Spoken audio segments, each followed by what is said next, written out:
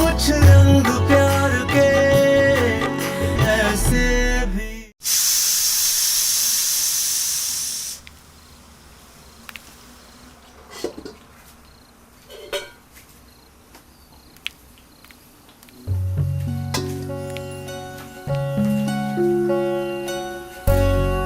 फिर से खाने के समय से पहले खाने का मन कर रहा है? मन तो तुझे ऐसे काम करते देखकर ही भर गया ईश्वरी। अब जब तू खिलाएगी तो खा लूंगा। ईश्वरी, तू पहले से बेहतर है ना? हाँ भाई, ठीक हूं मैं। वैसे ही पूरे परिवार के साथ रहो तो यही होता है, खुद के दुख पर रोने का भी समय नहीं मिलता। और भैया अगर हम खुद ही धरना देकर बैठ गए तो गृहस्थी कैसे चलेगी? और फिर मैंने सोचा कि मैं बेकार में ही सोनाक्षी और उसके घर वालों के बारे में सोच रही हूँ। वो लोग चाहे कुछ भी कहें, भले मेरा कोई कसूर ना हो, पर अगर कसूर होता तब भी ठीक ही था। अगर बच्चे अपने पसंद की जीवन साथी चुनते हैं तो क्या माँ को इतना भी अधिकार नहीं कि अपनी पसंद नापसंद जताए? बिल्कुल ठीक कहा तूने। हाँ भाई तू ऐसे ही अच्छी लगती है मेरी कचौरी। भैया सॉरी सॉरी। भैया मेरा बहुत मन कर रहा है कि कल वो अजमेरी गेट वाला शिव मंदिर है ना, वहाँ एक बार मत्था टेक कर आऊं। लेकिन गाड़ी तो गैराज में है। तभी तो आपसे कह रही हूँ, आप ले चलिए ना। हाँ तो ठीक है ना, मुझे पेंशन के काम से पेंशन ऑफिस जाना है तो जाते जाते मैं तुझे छोड़ दूंगा। ओ लेकिन तू आएगी कैसे वापस? कुछ ना कुछ कर लूंगी ना भैया, आप उसकी चिंता मत कीजिए। आप बस छोड़ आइए। किससे छोड़ने की बात हो रही है? आजा बेटा आजा। देव, मैं सोच रहा हूँ कि तेरी माँ को अजमेरी गेट तक छोड़ दूं, लेकिन समस्या ये बेटा कि इसे लाएगा कौन? वो कल मैं वहाँ का शिव मंदिर है ना, वहाँ मत्था टेकने जाना चाहती हूँ। हाँ तो ठीक है ना, जब तेरी पूजा हो जाए तो मुझे फोन कर देना, मैं आके तुझे पिक कर लूंगा। चल अब खाना लगा दे, भूख लग रही। देव, हाँ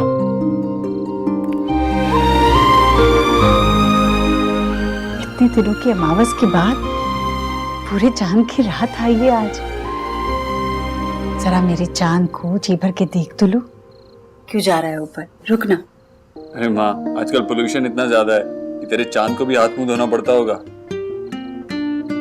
अभी होके आता हूँ, तब तक तू खाना लगा दे, बहुत भूख लग रही है। अरे देव, कुछ खास बात हुई है क्या? सगाई अब तक नहीं हुई। हाँ माँ, कुछ अच्छी खबर मिली। चल अब तू खाना लगा दे। देखा भैया, मैंने कहा था ना आपसे, देव को किसी भी दुख से उभरने के लिए किसी और की जरूरत नहीं है। देखा कितना खुश लग रहा है, कैसे उसने मुझसे खाना मांगा। लौटाई ना उसकी मुस्कान।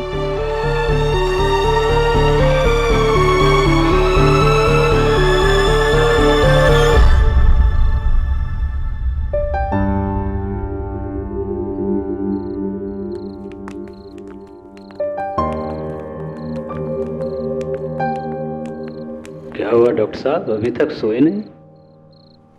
नहीं, वो बस नींद नहीं आ रही थी बाबा, इसलिए मेल्स चेक कर रही थी अपॉइंटमेंट। कोई बात नहीं, मैं लोरी सुना देता हूँ तो नींद आ जाएगी। प्लीज बुजुर्ग, लोरी मत सुनाना, वरना पूरा मोहल्ला जाग जाएगा इस वक्त। This is perfect. देखो हंसते हुए कितनी अच्छी लगती है हमारी शोना। बेटा, पूरा वक्त अगर हंसते हुए बिता दो ना तो पूरा वक्त नहीं रहता। ऐसे ही हंसते हंसते पुरानी यादों को भी भुला दो और नई शुरुआत करो, है ना? शोना, हम लोग सोच रहे थे कि ये शादी जितनी जल्दी हो जाए उतना अच्छा है सभी के लिए। तो बेटा एंगेजमेंट फिक्स कर लें। इतनी भी क्या जल्दी है बाबा मुझे वहाँ भेजने में? नहीं बेटा, ऐसा कुछ नहीं है। वो ऋतिक बार बार यहाँ आता है तो हमने सोचा हम जल्दी से तुम्हें ही वहाँ भेज दें। नहीं बाबा, अभी नहीं, थोड़ी टाइम बाद। ठीक है, लेकिन अभी सो जाओ वरना मैं लोरी सुना दूंगा।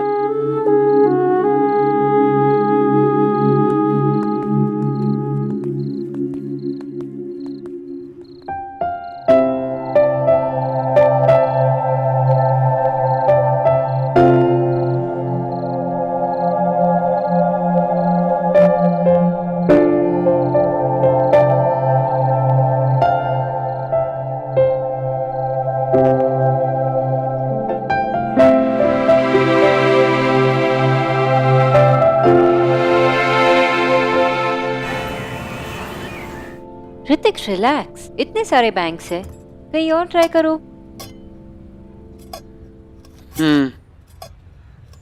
पता है, मेरी एक 15 साल की पेशेंट थी, पतली होना चाहती थी, इसलिए खाना खाना बंद कर दिया।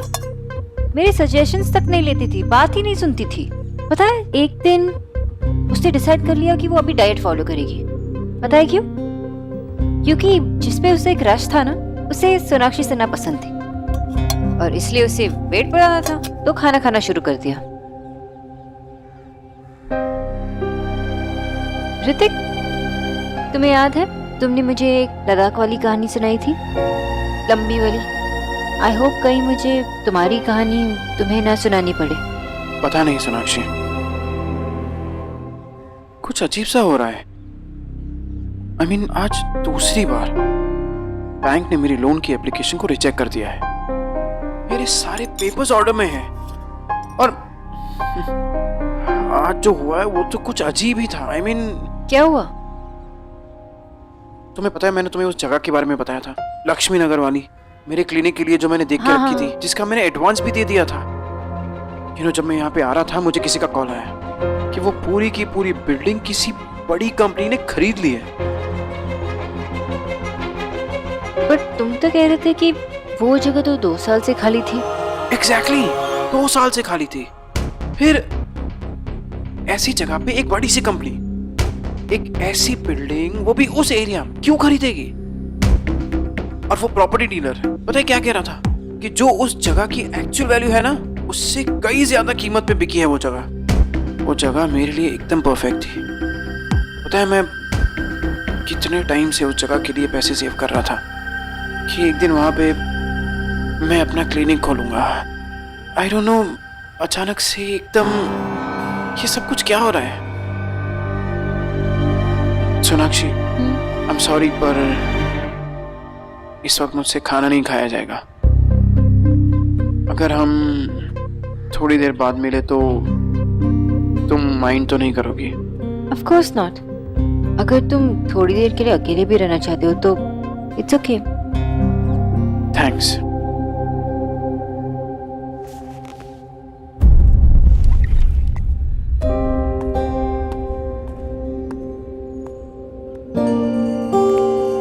सब कुछ तो ठीक ही चल रहा था, ये अचानक से क्या हुआ? ऋतिक के सारे रास्ते अचानक ऐसे ही कैसे बंद हो गए? बिल्कुल वैसे ही जैसे मिस्टर दीक्षित चाहते थे कि मैं उनके लिए काम करूं। वहां मेरी नौकरी छूटी और यहाँ ऋतिक का लोन कैंसिल हुआ। एक एक करके मुझे नौकरी नहीं मिल रही थी और यहाँ ऋतिक का लोन दोबारा कैंसिल हो गया। और अब ये Batra property agent.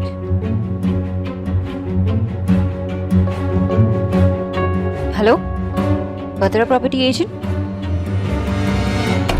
Mister Dikshit, मैं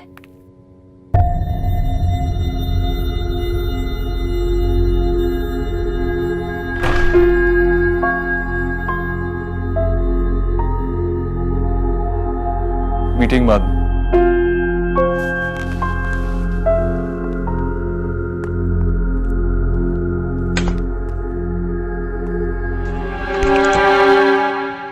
इतने महीनों में मैं आपको पहली बार पहचान पाई हूँ मिस्टर दीक्षित। बॉस, अपने आप को थोड़ा तो क्रेडिट दीजिए। बिना किसी को जाने आप किसी से प्यार कैसे कर सकती? या तो आपके लिए प्यार का मतलब ही अलग था, या तो आपने मुझसे कभी प्यार ही नहीं किया, वरना इतनी आसानी से मेरे फीलिंग्स के साथ नहीं खेलते।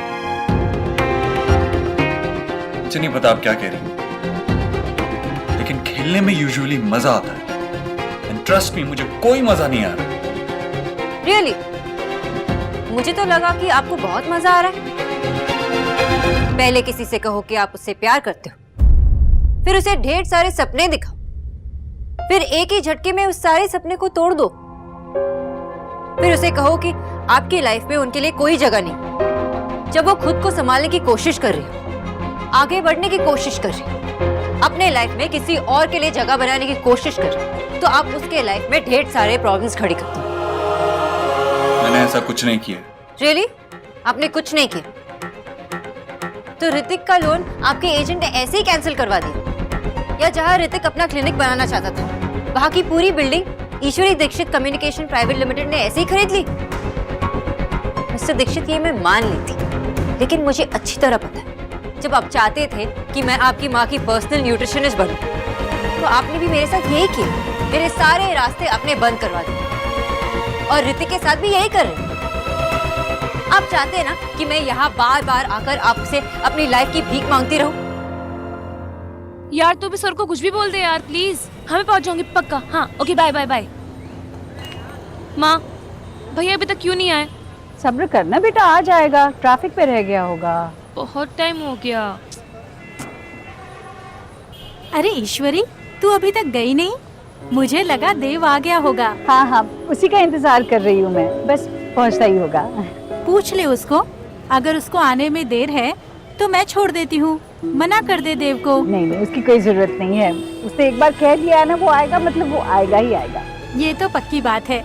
श्रवण कुमार है तुम्हारा बेटा। अच्छा, उसके लिए कोई लड़की ढूंढी तुमने? बहुत अच्छी लड़की है मेरी नजर में। तू बोले तो बात चलाऊं? अभी नहीं, अभी थोड़ा समय है। आप मेरे लिए तो नहीं रुकी है ना? नहीं मतलब अगर आपको देर हो रही है तो आप जा सकती हैं, ये है मेरे साथ। अच्छा ठीक है, मिलते हैं। हाँ माँ खड़े खड़े पैर दुख गए हैं मेरे। मैं भैया को फोन कर रही हूँ। देख लगा कर। फोन ही नहीं उठा रहे भैया। फोन नहीं उठा रहा है? अरे अगर कहीं फंस गया होता तो कम से कम एक फोन कर लेना चाहिए था ना। ऐसे तो कभी करता नहीं है वो। देखा, अरे आ गया, देख पूछ कहाँ पर है। मेरी फ्रेंड का है माँ। हेलो बोलिए ना, अब चुप क्यों है? बोलिए कि मैं तुम्हारी जिंदगी में इंटरफियर नहीं कर रहा हूँ। मुझे टॉर्चर करने के अलग अलग तरीके नहीं ढूंढ रहे हो। मुझे हमेशा खुश नहीं देखना चाहते। मैं मिस बोस, मैं तुम्हें खुश नहीं देखना चाहता।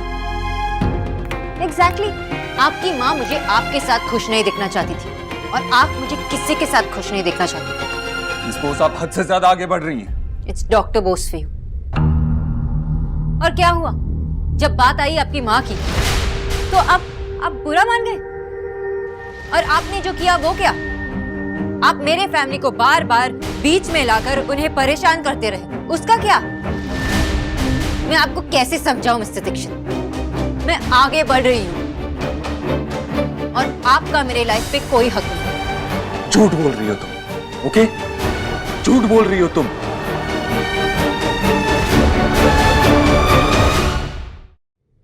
मेरा तुम पर, तुम्हारे आंसुओं पर, तुम्हारी हर चीज पे हमेशा था और रहेगा। मेरी आंखों में देखो, देखो मेरी आंखों में, और फिर से कहो, बोलो, फिर से झूठ बोलो कि मेरा तुम पे कोई हक नहीं, कि मैं तुम्हें खुश नहीं देखना चाहता। बोलो, बोलो कि तुम मुझसे प्यार नहीं करती। नहीं बोल सकती ना? मैं आगे बढ़ चुकी हूँ mister Dikshit. I have moved on. सच? आगे बढ़ गई तुम? तो आगे बढ़ के कहां गई? गई कहां तुम? हमारे फेवरेट रेस्टोरेंट में। और ऑर्डर क्या किया? हेज़लनट लाते, हमारी favourite with choco chip cookie, याद है? Of course you do. अब फिर से मेरा पीछा कर रहे थे, एक घटिया स्टॉकर की तरह। तो फिर आपको पता ही होगा कि मेरा मंगेतर भी वही था। वो आपका मंगेतर नहीं है, उसे अपना मंगेतर मत कहो। फिर से झूठ मत बोलो। सच तो ये है कि तुम वहां बैठे बैठे मुझे याद करने लगी थी, और मुझे इतना याद करने लगी थी कि तुम डर गई अपने ही प्यार से। इसीलिए तुमने उसे फोन करके बुला लिया। You're right, मिस्टर दीक्षित, मैं डर गई थी। डरने की वजह भी तो थी, कोई मेरा पीछा जो कर रहा था, इसलिए मैंने ऋतिक को वहां बुलाया। बार बार उसका नाम मत लो। क्या होगा उसका नाम लेने से? मैं जानता हूं तुम ये इसलिए कर रही हो ताकि तुम ये बता सको कि तुम्हें मेरी कोई परवाह नहीं। और तुम उन्हें माफ नहीं कर सकती ना, इसलिए मुझे चोट पहुंचा रही हो। किस तरह के आदमी हो आप? सब लोग आपकी तरह नहीं होते मिस्टर दीक्षित, और मैं आपको चोट कैसे पहुंचा सकती हूँ? आपने खुद डिसीजन लिया ना दूर होने का, और जब हमारे बीच अब कुछ नहीं बचा तो क्या मैं अपने मंगेतर के बार बार उसे अपना मंगेतर मत कहो, नहीं है वो तुम्हारा मंगेतर।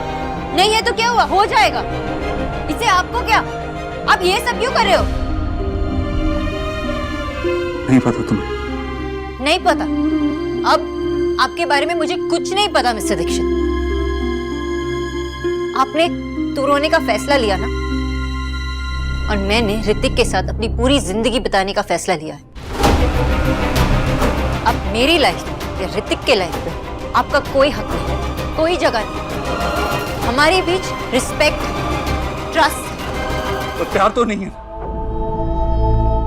सोनाक्षी, तुम बेवकूफ बना रही हो उस लड़के को और अपनी फैमिली को और खुद को भी। तुम मुझसे प्यार नहीं करती, और अगर तुम मुझसे प्यार करती होती तो तुम मुझसे सगाई नहीं कर लेती, सिर्फ उसे अपने फियांसे बुलाती नहीं। तुम मुझसे प्यार करती हो, ओके? और वो जो भी नाम है उसका, तुम उसे झूठे सपने दिखा रही हो। बस बस, बहुत मजाक बना लिया आपने। अब आप मेरी बात सुनो, मैं ऋतिक से शादी करूंगी, अपनी सारी पावर और पैसे का जोर लगाकर। अगर आप उसे सड़क पे भी ले आए तब भी मैं उसका साथ नहीं छोड़ूंगी मिस्टर दीक्षित, क्योंकि मैं अपने प्रॉमिसेस अच्छी तरह से निभाना चाहती हूँ। ऐसा नहीं हो सकता। बहुत ही जल्द होगा, इस महीने के खत्म होने से पहले। एंड मिस्टर दीक्षित, ऋत्विक मुझे आपसे बहुत दूर लेकर जाएगा, हमेशा के लिए। और ये मेरा प्रॉमिस है आपसे।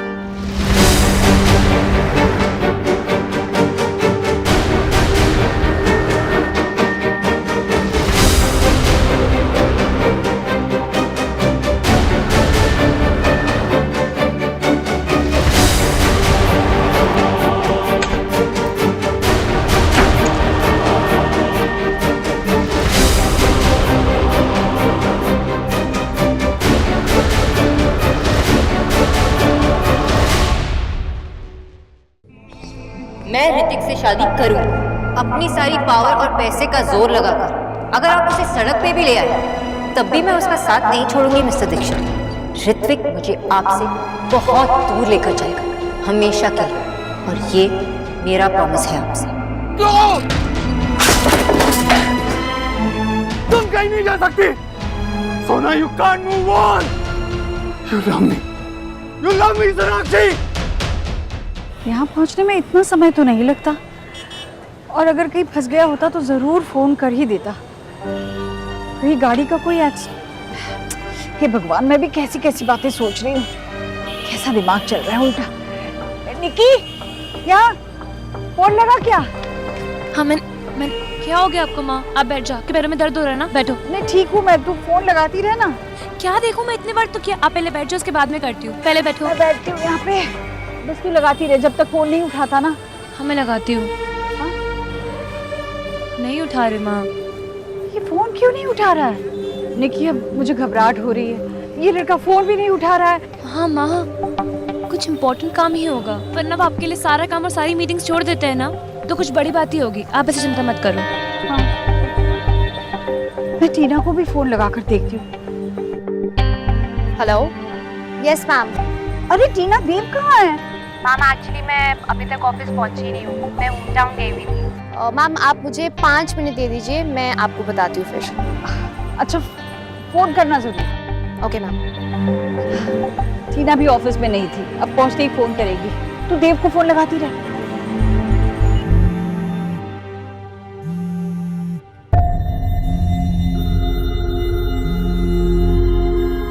अपनी सारी पावर और पैसे का जोर लगाकर अगर आप उसे सड़क पे भी ले आए तब भी मैं उसका साथ नहीं छोड़ूंगी मिस्टर दीक्षित।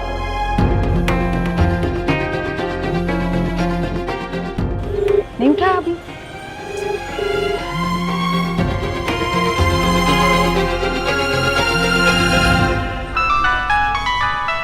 आ गया टीना का। हेलो जी मैम, देव सर कैबिन में ही है। क्या वो वही है? जी मैम, मैं कॉल ट्रांसफर कर देती हूँ। नहीं मत करना, मैं बाद में बात कर लूँगी, काम में होगा। Okay ma'am.